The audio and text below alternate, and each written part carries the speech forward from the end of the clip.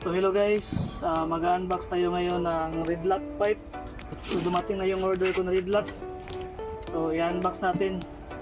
Tingnan natin kung ano yung laman sa loob. So sus, ang pogi pala guys. Ito yung pipe. So totoo pala yung balita-balita na maganda talaga yung looks ng Alisit red lock. Tapos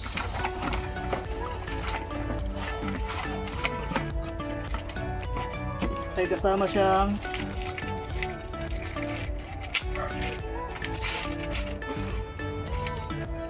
hit guard. Tapos yung niya, yung mga bolt.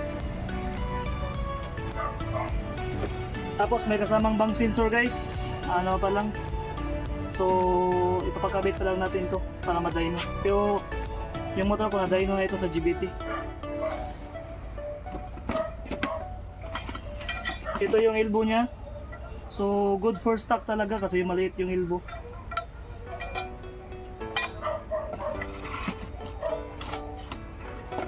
Tapos ito yung maganda guys, may adjuster siya.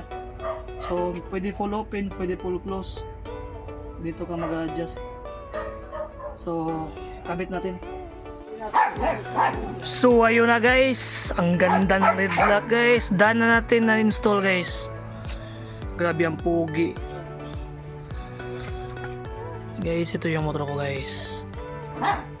So sound check natin guys. First sound check ng red lock. Ayok, maganda. Ang lutonggar. Grabe guys. So hindi siya ganong malakas guys sa idle niya. Basta siya na buong buo guys. Ganda talaga, ganda. So rev natin konti. Oh my god, ang pogi guys. So ang load ng aking motor guys naka 63 tapos naka head. So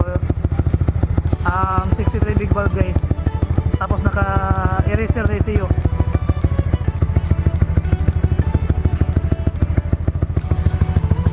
Ang pogi gar.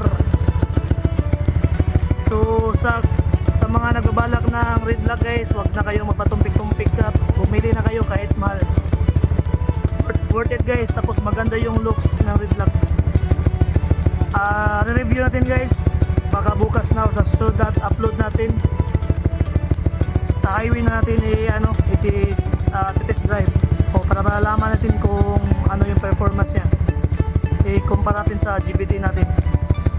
So ayun na mga guys, salamat sa pagsuporta, paki-like, subscribe na din, sige salamat. Ayos ka red lock.